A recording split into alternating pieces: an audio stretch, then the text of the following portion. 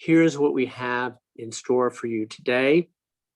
It's an hour conversation. We have a hard stop at 1 p.m. Eastern. We have speaking to us, or in conversation, if you will, Kate Epstein from Rutgers, in conversation with Michael Mandelbaum, who is a noted scholar of U.S. foreign policy, who is a member of the editorial board of American Purpose, and who has served in the long 7 months of American Purpose as a great friend and advisor to me personally. So Michael, thank you and welcome for leading the first half of the conversation. We'll have 30 minutes, give or take, Michael and Kate, over to you, give or take, on a substantial piece of work that Kate did for us.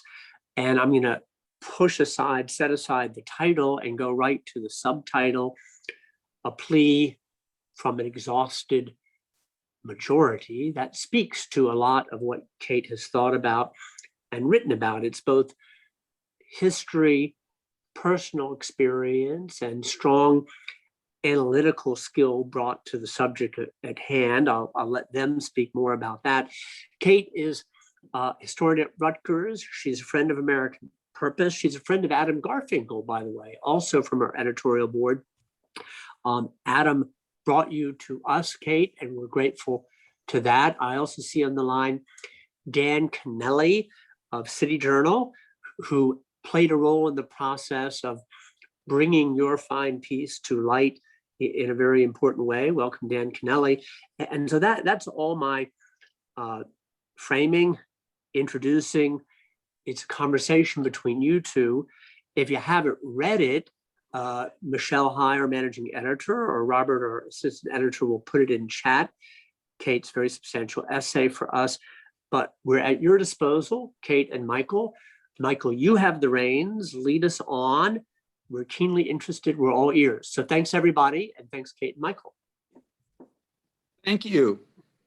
To begin, since it has been some weeks since this article was first posted, for those who have not had a chance to refamiliarize themselves with its content, let me ask Professor Epstein very briefly to summarize her argument.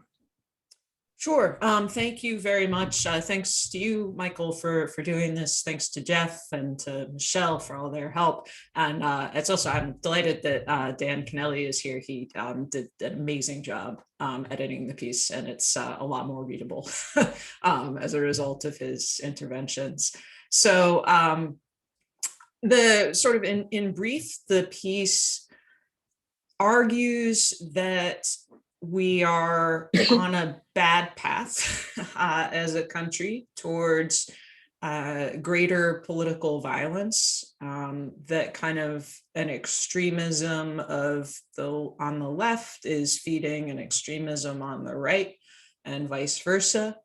And I focused on what I see as the extremism of the left, or the expressions of that. And maybe extremism isn't quite the right word. The sort of like pathologies is maybe a better word of the left, which I sort of have come to worry about more and more over the past 4 years. I kind of wrote the piece because I was feeling myself kind of going in a different direction than a lot of kind of friends and people I really respect on the left. In the wake of Trump's victory in 2016, I viscerally loathed him in a way that I can't remember kind of loathing or fearing any other candidate in my lifetime. But I also found myself just kind of increasingly worried, alienated by the reaction that seemed to me to be predominating on the left, which was kind of like a state of emergency thinking, that because Trump was just constituted such a grave threat to the American experiment, that justified kind of procedural departures and rule breaking, that would produce the kind of the left's desired outcome. And I thought that kind of I guess the opposite was needed, that you cling more tightly to the existing rules that govern kind of liberal democratic functioning. And so I just felt sort of increasingly out of step, I guess, and wrote a bunch of fragments of essays to try to figure out my thoughts over the past several years. And then what kind of, I guess, galvanized this one was the attack on the Capitol on January 6th, which, like many others, I found very deeply distressing, and which I thought was very clearly in the short term caused by Trump, incited by Trump. But it also seemed to me exactly the right moment for kind of a broader soul searching, kind of across the political spectrum, because it was such a, it was shocking. I mean, it was an attack on the physical heart of our democracy. And so I kind of started writing, just again, not really expecting I would publish, but just trying to figure out what I thought. And it turned into kind of this I guess there's kind of two central parts of the essay, two central halves, followed by a conclusion. And kind of the first half focuses on how I think the Democratic Party has broken rules that I think are central to a kind of healthy and functioning liberal democracy. And the second half focuses on academia, which is the kind of institution that I work within, and the ways in which it seems to me that academia has fed the kind of the pathologies of the Democratic Party, contributed to kind of this rule-breaking mindset. And in my view, the humanities have really let the country down, that we have not done what we're supposed to do in terms of our obligations to the society that we inhabit, that pays our salaries, makes our livelihoods possible. And so it was kind of the argument is really the kind of these two halves, the Democratic Party and academia, have engaged in behavior that is not defensible on the merits, and that has also accelerated or exacerbating equally, if not more, indefensible behavior on the right. And so it's an argument. The piece kind of concludes by arguing that this kind of cycle of this vicious feedback loop of rule breaking by both sides is, I can't see another endpoint for that except for greater political violence. And I think that I think that greater political violence is going to make the last year, as awful as it's been, look pretty good by comparison.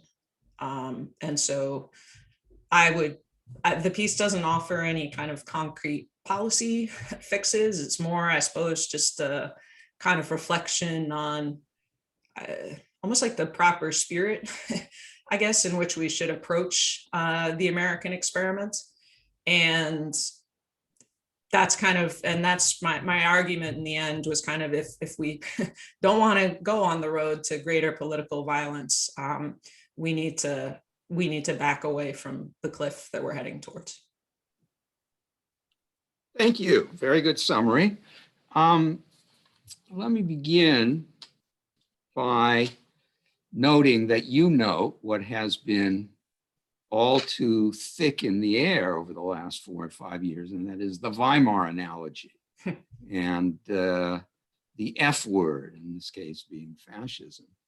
As it happens, I am 3/4 of the way through the first volume of Ian Kershaw's monumental 2-volume biography of Hitler, which, among other things, defines the term more than anything, more than everything you always wanted to know. And it's perfectly obvious, and everyone knows this without having to read the book, that the collapse of Weimar and the advent to power of Hitler came about because Germany fought the greatest war in history and unexpectedly and suddenly lost it, and then went through hyperinflation, which wiped out such savings as remained after the war. And then at the end of the 1920s, experienced the worst of the Great Depression, where something like 40% of the workforce was unemployed. Now, since the United States has experienced nothing remotely like any of these things, the question then becomes, how do we get where we are?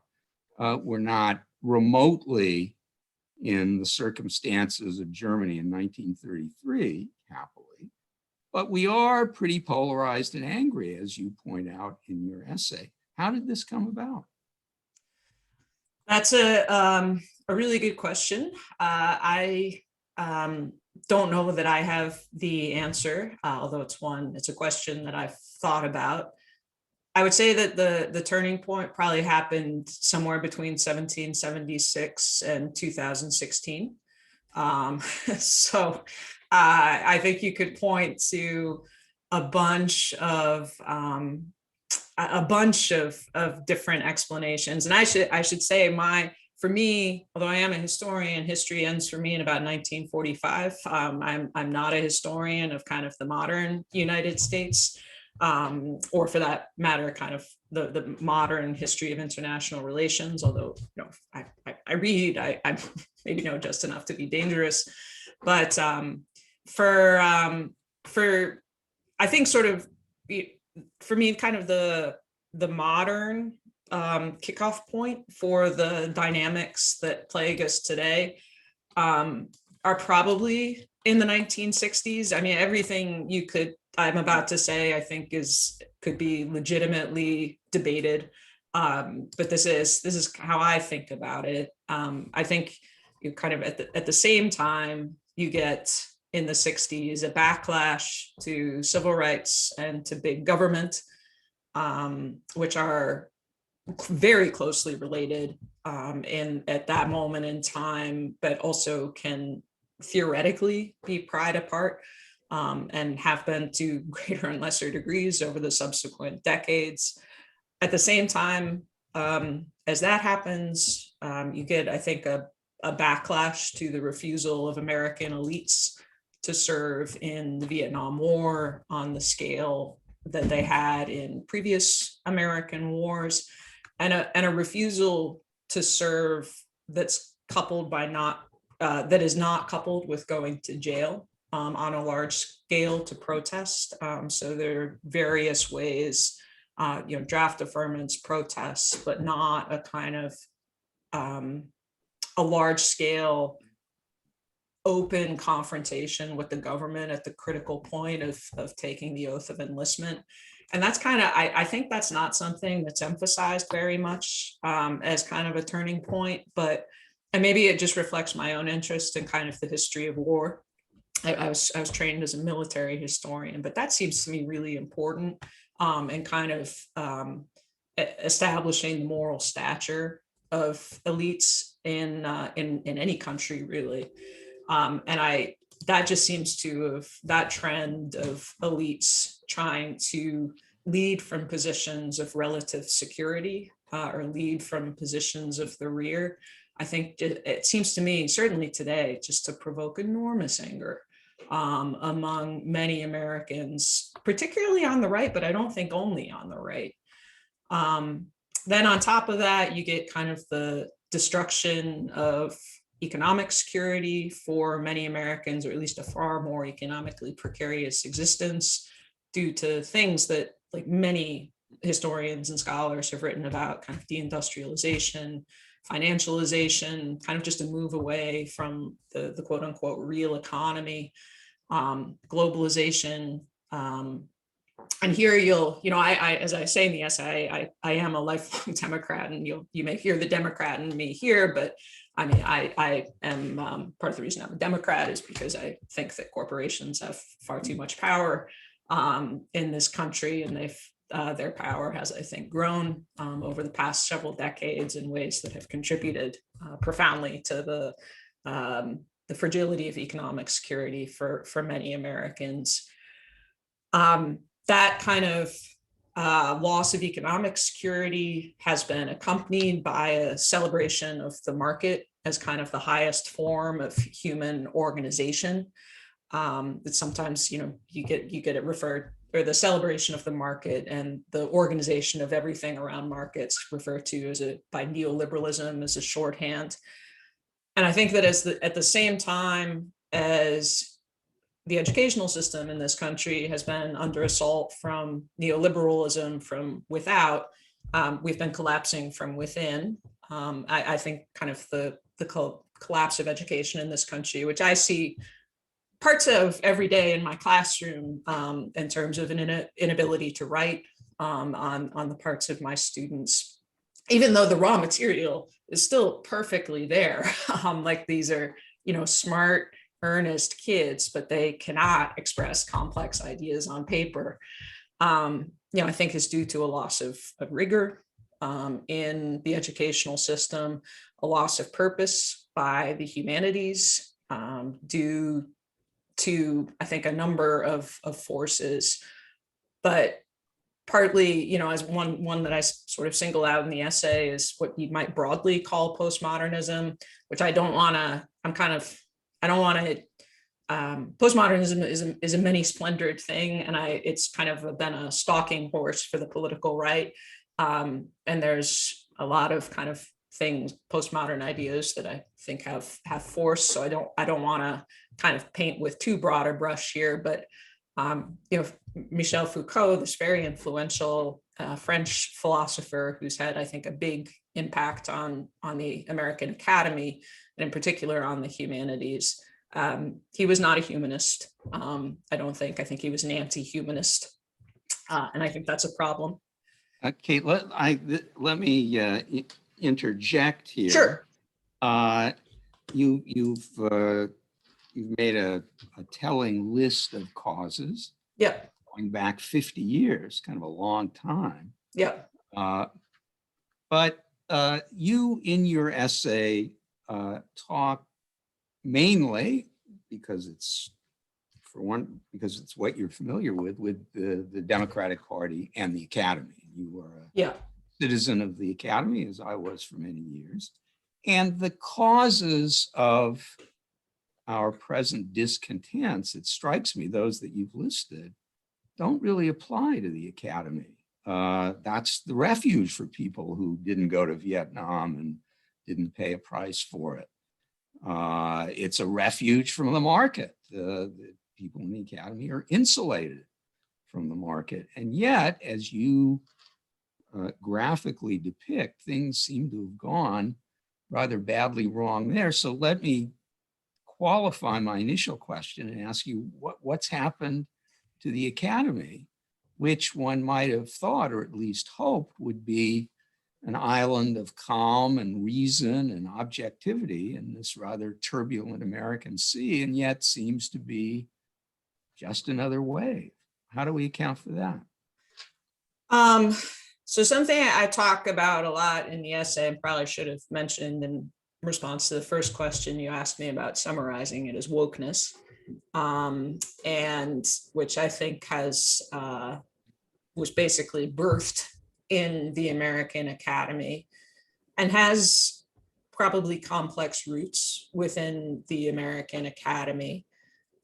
I think that, first of all, I think American academics, particularly those with tenure, it is the case actually that, academia is becoming less of a refuge, as I'm sure you're well aware, but others here may not be aware. There's been a move towards kind of the adjunctification of the academy, fewer basically tenured academics who are the ones with the really significant economic security, and a lot of people being employed on faculties who don't have that economic security. But in terms of kind of the takeover of the academy, or the loss of the values that I think we should be living by, that also, I suppose, I also seems to me to trace back to the 60s, but in complicated ways that don't really fit either a kind of right-wing or a left-wing narrative of where wokeness comes from. I think academia was a hotbed of opposition to things that I personally think Americans should have been opposed to, like racism, and the Vietnam War. But over time, it seems to me the kind of the very, both necessary and admirable aspects of kind of the movement of underrepresented groups into the academy has frayed the notion that scholarly authority derives from argument and evidence, and not from one's personal identity, which, in the form that the argument is most commonly made has to do with race, gender, and sexuality. But if you're a military historian, you encounter it from a very different perspective, which is the argument that you have to have worn the uniform to have the scholarly authority to write about war, which I find just as objectionable. And so I think it's the argument that identity is having the right identity is a necessary precondition to be able to write about certain subjects, I think sort of began in a place that I have sympathy for personally, but has gone off the rails. In my view, I find it deeply, that argument, antithetical to kind of proper scholarly values. And I think it is culturally dominant within academia. I think to kind of argue against it risks ostracization, basically. So I think I think that would be a big part of my answer. Please, sorry. Okay, well, let me intervene for a moment and push you on that. I was present for the outburst of student activism, greatly exaggerated in our own minds in retrospect. Most students did not protest the Vietnam War. In fact, were in favor of the war, at least not against it.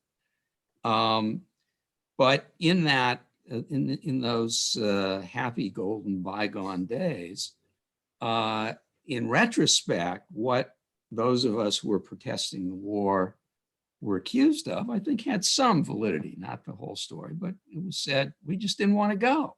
And we certainly didn't want to go. There was something personal. There was a draft. Student deferments were on their way out. So there was a fairly strong personal motivation to be active. And I will add that, at least in my recollection, although some people, myself included, felt very strongly about the war, we didn't have any great beef with people who felt differently or who decided to go for whatever reason. There wasn't this hostility and anger and cancel culture. And yet we find all of this in this iteration of student activism. We find hostility toward those who don't agree. And wokeness doesn't seem, for most students, to have anything personal involved. So what's going on here?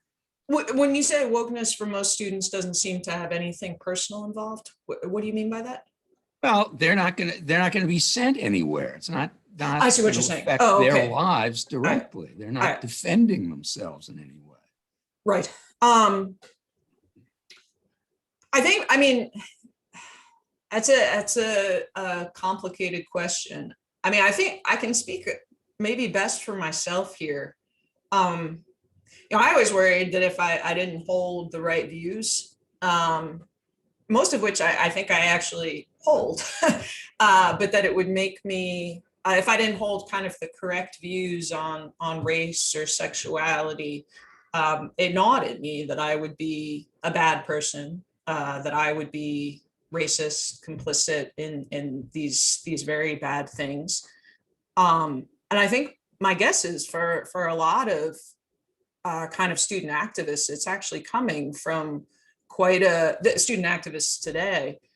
It's kind of coming from a sincere, earnest place to try that they want to be good people. They want to not be complicit in systems of oppression. But it's there's a cruelty to it. There's an inability to recognize, there's an immaturity to it, just an inability to recognize how complex the world is. And so I think it's for a lot of student activists, for a lot of these young people, I would guess, I'm not sure, but I would guess it's coming from a place that like a lot of people would probably sympathize with. What's the problem with it isn't where it's coming from, it's what it's turning into. It's not being channeled kind of maturely or productively. And so I think, for other student activists, they actually do feel clearly a deep sense of personal involvement. Some people, there's a New York Times article yesterday on kind of the students responding to, college students' experience of COVID. And, and it was about how some college students had actually found COVID to be good for them. And that they'd actually, developed new resilience and so forth. And for other students, it's just been a disaster across the board. There was a young woman profiled in it who talked about like her personal sense of involvement as a young Black woman in student activism. And so I think there's probably no like one size fits all answer here. But I think there are many activists who do have a sense of kind of skin in the game, but then there are others who want to be able to think well of themselves and feel that they have the right ideas, but also want to be thought well of others. And the kind of what I think many others find so alienating, or part of what I find so alienating about wokeness is what seems to me the kind of performative quality of it. Conservatives, I think it's conservatives have coined the term virtue signaling, which certainly resonates or certainly seems to accurately capture the dynamic that's going on for a lot of kind of woke activists, that it's about signaling how good a person you are, rather than, a kind of sincere, totally sincere, pure commitment to the ideals that you're espousing. Thank you. Well, I see we've reached the halfway point, so let us turn the floor over to other participants. And let me ask you, Jeff, our leader, to call on people or to read out questions that have been supplied over the internet.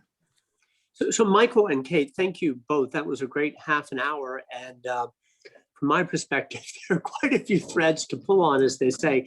Kate, I'm going to start with one. To move us from the abstract, I'm going to move us to the specific and anecdotal, understanding that that's a little bit self-indulgent and unfair, but to get us into one area. I think at one point you mentioned that our educational system has been letting us down in different ways. And I happen to believe that is true. So let me relate to you anecdotally, and then ask you a question. So first, my own experience, 3 data points or 3 bullets, if you will, all in the last 12 months during COVID and lockdown. And it all has to do with the person of Václav Havel, the great Czech dissident and president of a free Czechoslovakia, and a playwright and a political prisoner. So number one, Kate and colleagues, I had a 31-year-old PhD candidate in political science at a Washington, D.C. area university, who, when hearing his name, said to me, "I don't know who that is, but I don't follow Czech politics." Two, I had a 30-something writer from The Atlantic in Washington, D.C., a writer on foreign policy, who, when they heard that name, said, "Don't know who that is, but should I look him up?" Question mark. And three, but very recently, I had a mid-career staff member at a Washington, D.C. area theater, and a good one, and a prestigious one, say to me, "How do you spell his name? I will look him up." Now it seems to me that we all have, in German, they call them Bildungslücken, these educational gaps. We all have them. God knows I have many, to my own embarrassment, constantly. But it seems to me that we have more than ever before in foundational ways. And Kate, you said something maybe about purpose and priorities. What do you make of that? What's broken? And one gathers it's a process to begin repairing some of these things.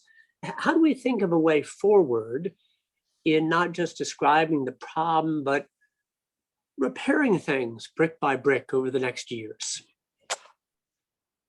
So I see some of the same things in my classroom. I should preface this by saying that I really always liked my students at Rutgers-Camden. I'm at the Camden campus, which is right across the river from Philadelphia. And you see these kind of, caricatures of millennials in the press. And my students aren't like that. They're most of them are working. When they're not doing work for my class, it's often because they're actually working a 40-hour-a-week job. And like I said, I find them very kind of open-minded. They're willing to try whatever, crazy thing I ask them to do.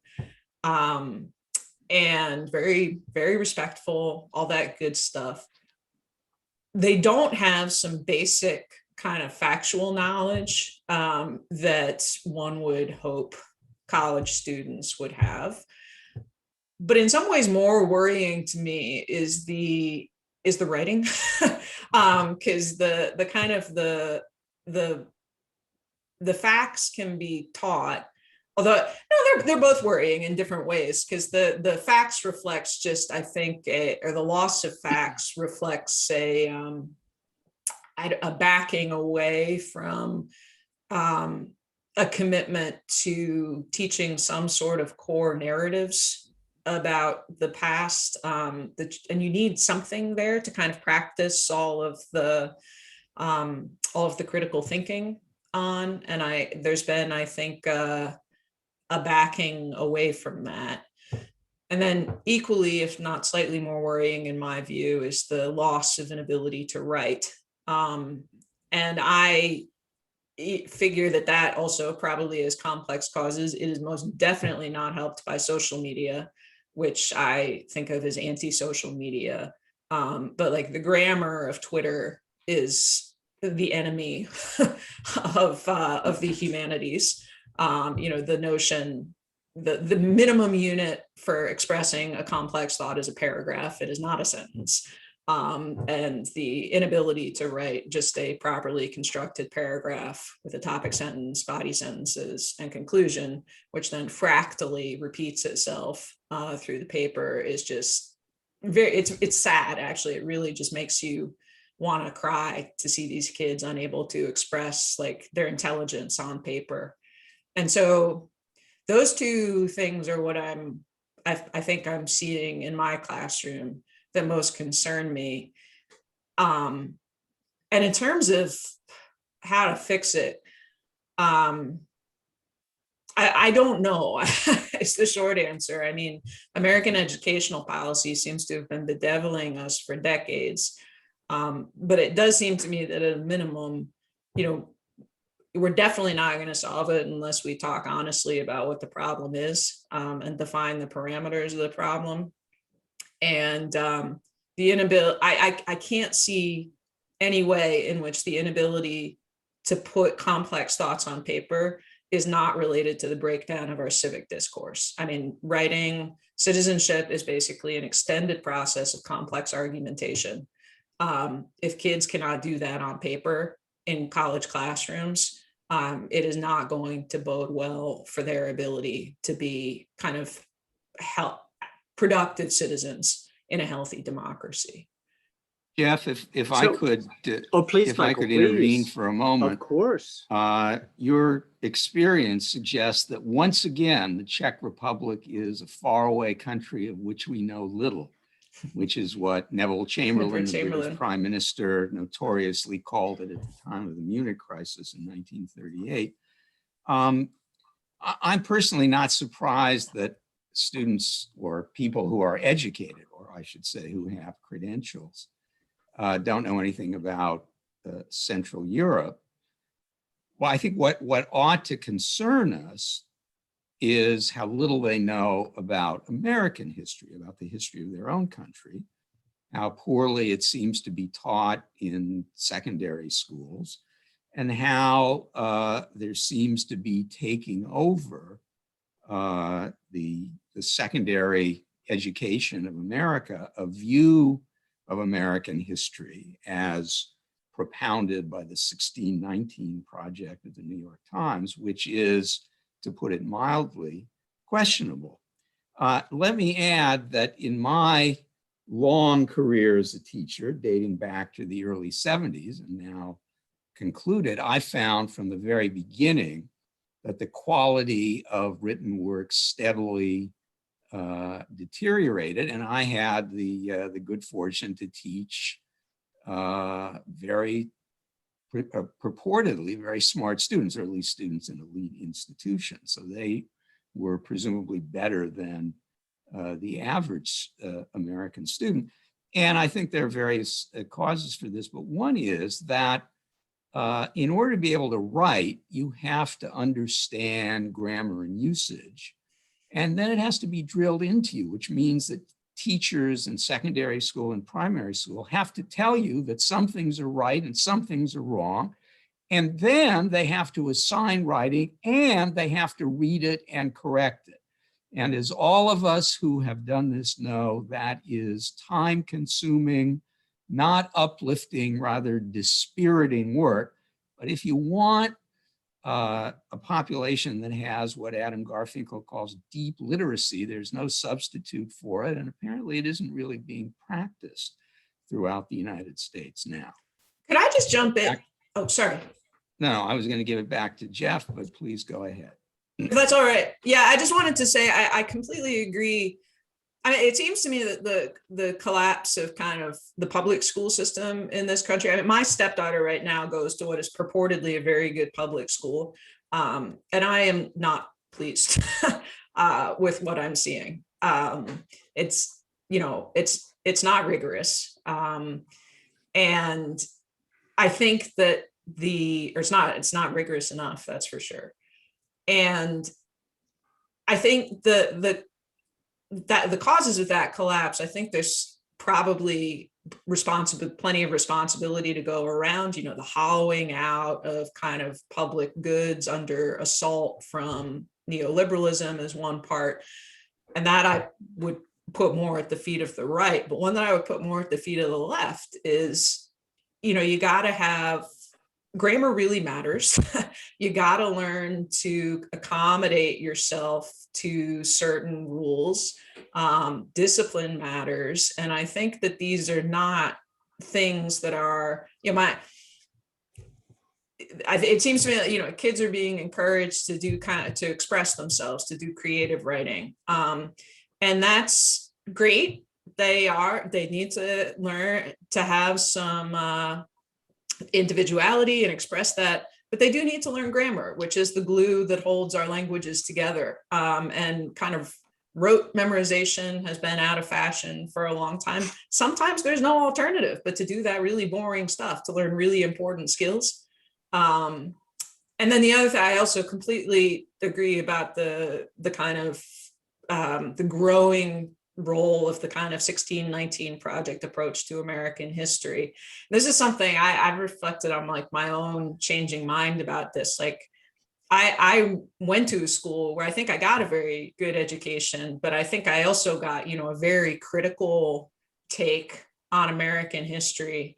And there really is something to that, like now discredited 19th century view that you need a history that helps to hold the nation together and not just drive it apart.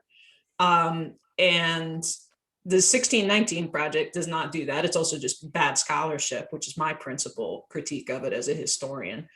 But it's the failure to offer a kind of a realistic, but also potentially emancipatory version of American history in schools is a huge problem. So here's what we're going to do. It's unfair, but it is what it is. We have a hard stop in about 17 and a half minutes. How about that? And I'm going to bundle some things, if you all could be brief. And let's take Paul and Mike and give Kate and perhaps Michael a chance to reply. And then we'll go on and take Daniel and Jonathan. And Paul, you first. And most people on this line know you, but maybe not everybody. So Paul, and in each case, if you would be kind enough to introduce yourself. Paul.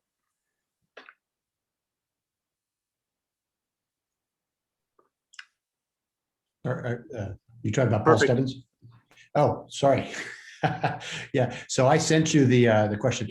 Kate, so my question had to do with, you came from intellectual tradition at your work at Yale with your grand strategy work, and you've talked about the idea of the epistemology of it and the sense of, is that something that how would you frame this dilemma in our American experiment through the lens of the grand strategy, the study of power, not just with hubris and arrogance of the grand strategy idea, but also in its empathy and its humility?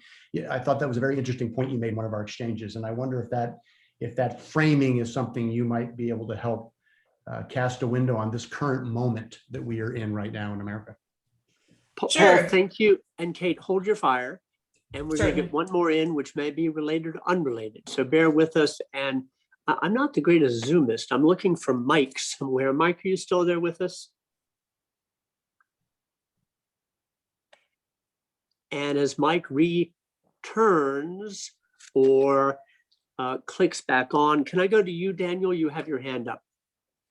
Hi, so thanks so much. Yeah, I mean, I think, getting at, I agree, entirely with the premise of the article. Thank you, Professor Epstein. And I think that, there are multiple ways to trace kind of where did this start. I like the idea of going back to the 60s. I've been thinking about this deeply too. And, I go back, there, and I think there are, it's not clear what is going to be, the dispositive reason why, but I go back a little bit further sometimes. And I sometimes think of it in these terms, that going back,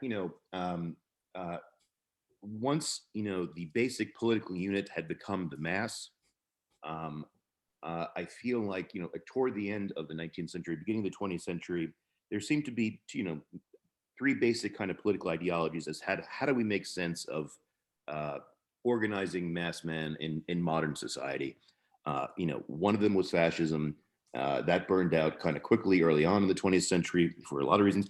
One was just a complete totalitarianism. That was, communism in Soviet Russia, and that took a longer time. And one was kind of the political ideology that the West took, especially, American liberal democracy and, an open free market kind of economy.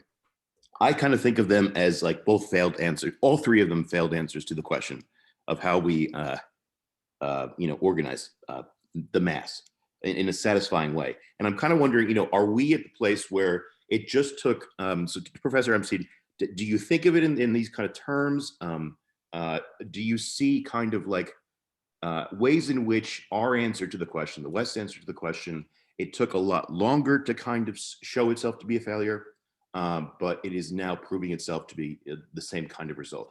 Do you think of it in these terms at all? And I'm just kind of wondering about, how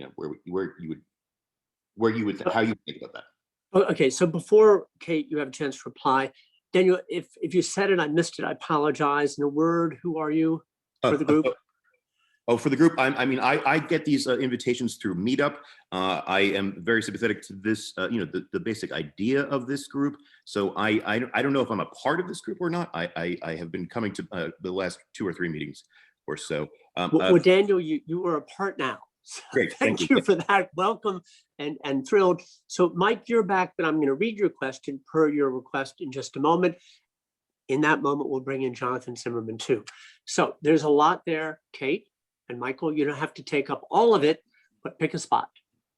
Okay. Well, I'll go in order of the 2 questions and take Paul's first. So I see John Gaddis on the call, who was one of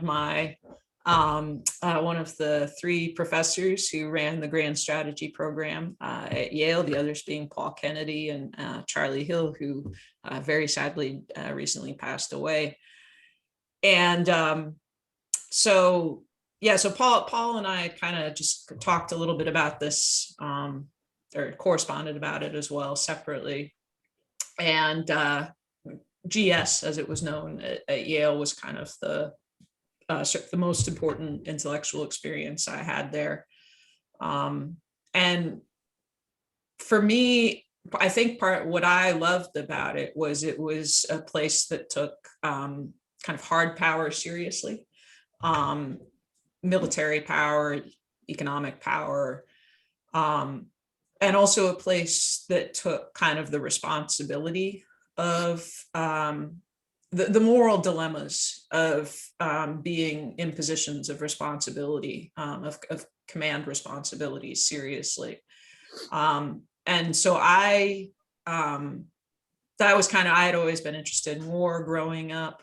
And it introduced me to authors I'd never read before, like Clausewitz, who had a kind of profound influence on how I think about the world. And so I think that certainly I think that taking hard power seriously should be done in more places in the American Academy. I also, I teach a kind of riff on the Grand Strategy course, and I've kind of changed the focus a little bit. Clausewitz is on there. He has to be, and so we still are thinking about kind of the responsibilities of power, but I try to make it also about teaching epistemological humility. So the difficulty of knowing anything about the past securely. And I try to blend that with the kind of the moral dilemmas of power. And I try to link it all the time to what I think my students might be dealing with in real life or outside my classroom, because I think it is basically trying to be humane to everyone, or as humane as one should be, according to the standard set by John Donne in the No Man is an Island piece, is impossible. And I think you can, students they have the million different demands on their time. Lots of people want things from them.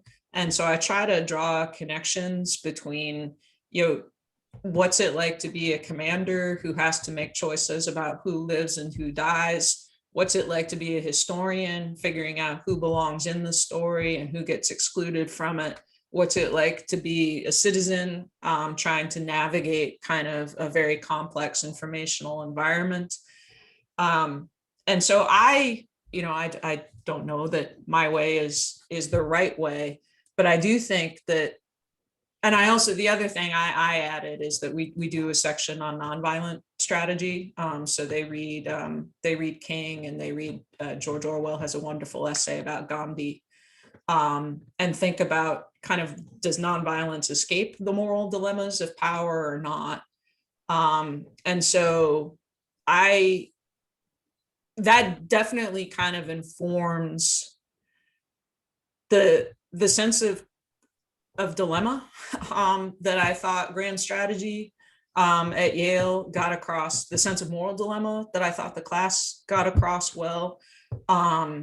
Certainly informs my thinking about the world. But then I guess for me, in my subsequent development training as a historian, I thought it ought to have more about how hard it is to know anything about history, more of that epistemological humility element. And I think that's also equally necessary for any citizen. That's one thing that, like, I don't see a lot of epistemological humility. I don't see a lot of any humility across the American political spectrum right now. I don't see a lot of tolerance for complexity or nuance across the American political spectrum right now. So it definitely kind of informs the way I think about the world. So Kate, thank you. Now Thank with you. time racing you all, and honestly, 8 minutes to go, I'm going to read yours, Mike.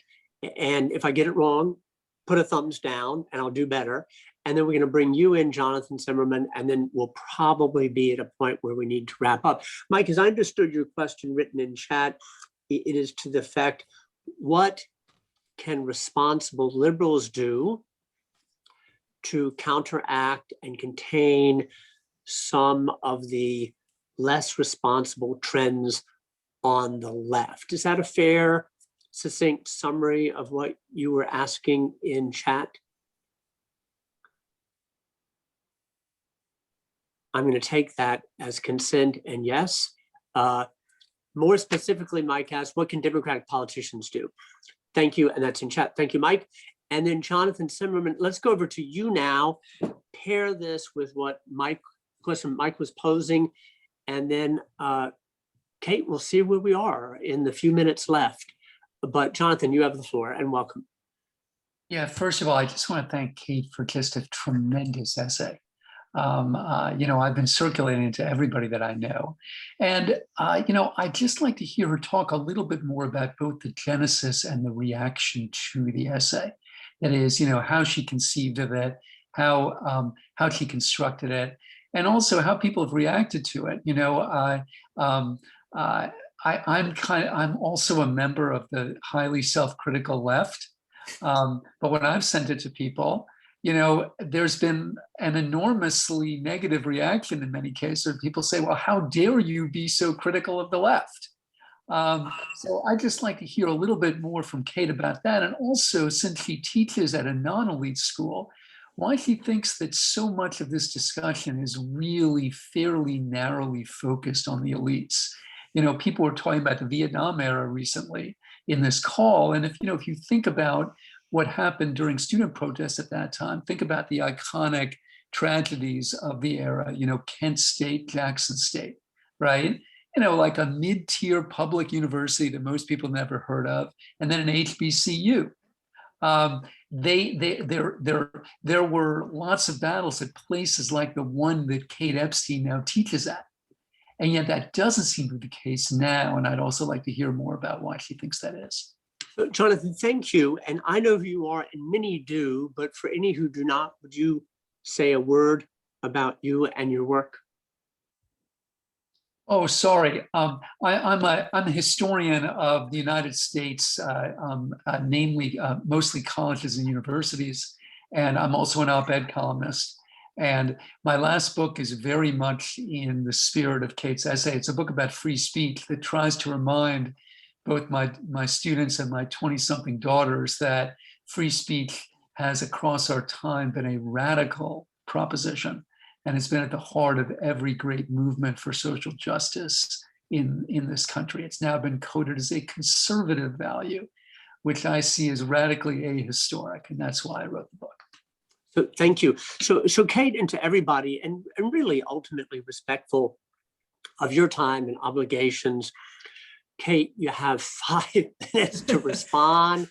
Sorry to Ben and Michael and others. Sorry, we're going to do this again. Kate, I started my career teaching German in a Jesuit boys' school in Washington, D.C. So I'm very tedious about these things and punctuality, but also in respect of your time and Michael's time. So we'll do it again. We will continue, but Kate, take 4 to 5 minutes and we're wrapping up. Okay, so first of all, I should apologize to Daniel Murata. I'm so sorry, I didn't even address your question, which is maybe just as well. But if you email me, and I'll try to think of something more intelligent to say too than I probably could off the cuff. That would be lovely. So Mike's question about kind of what can you do if you're on the left, kind of responsibly. I mean, it seems a part of what motivated me to write the essay was I had been thinking these thoughts for a long time, but didn't have the nerve. Well, partly it was just lack of confidence about whether they were worth publication, but also I was worried about blowback, to put it bluntly. And I guess I just reached a point for myself where I just kind of couldn't look at myself in the mirror anymore. It just felt like cowardice not to proceed with it. And which is kind of sad, or like, I don't think it should have taken me that long, because, I'm writing from a position of like far greater economic security than most people who might want to say what I want to say. But that definitely like held me back longer in retrospect than an ought to have. And I think that that's probably what holds a lot of people back. It's that, and you don't like, I value like human connections. Like I value friendships. I don't want to lose friends. I was worried about that, about publishing the piece. And so I think you kind of, if you're on the, if you're on the left or you're on the right, like you have to be prepared to stand up to your own side. And so like what I wish Democratic politicians would do, I wish we'd hear a lot more from Connor Lamb and kind of the Connor Lambs of the world, and less from kind of Ilhan Omar. And there's others, Spanberger, there are these more moderate Democrats who I wish were kind of empowered more within the party. It's not like they don't have any power, but I wish they were like more clearly empowered within the party. I wish that Biden would cut an infrastructure deal at $600 billion and kind of actually compromise and not push for a $2 trillion bill. I think, the Democratic politicians should be looking for opportunities to empower the moderates on their own side and moderates on the Republican side. And that doesn't seem to me to have been happening as much as I would like it to happen. So it seems to me the key is you have to be willing to stand up to your own side, because otherwise it's just a bunker mentality. And that, again, I don't see any other destination other than greater political violence for that mentality. If it's just like taboo, which by the way, it is on like both sides. It really is amazing if you read like the comments section on like Wall Street Journal or National Review, and then you go read the comments section on the New York Times. It literally is like an inverted Mad Lib script. It's astonishing. And you get called like, the reaction I was worried about to my piece is the reaction that like a never Trump Republican would be worried about, being called a rhino or whatever. It's ways of disciplining kind of your own group. And I don't like that. You get accused of like aiding and abetting the enemy. And I worry about that. Don't get me wrong, but I also worry more about, not trying to stand up for what I think is right. So that kind of, I guess, sort of segues into Jonathan's question about the reaction to the piece. So I haven't gotten any hate mail, but that doesn't mean that people haven't wanted to send it to me. So I definitely, so I'm not on social media. I hate social media, but I read some of the like comments in response to people who tweeted it. And people on the left who read it didn't seem to like it. I assume because they kind of, I think that some people read it as an argument for moral equivalence between the left and the right, which was kind of a question that I tried very deliberately to avoid asking, or an argument I tried to avoid making. In large part, it's again, because it just seems to me, the way I think about it is like when both sides are kind of over 40% responsibility in my own mind, like I'd much rather spend my intellectual and emotional energy figuring out a way forward than figuring how to assign the remaining 20 percentage points.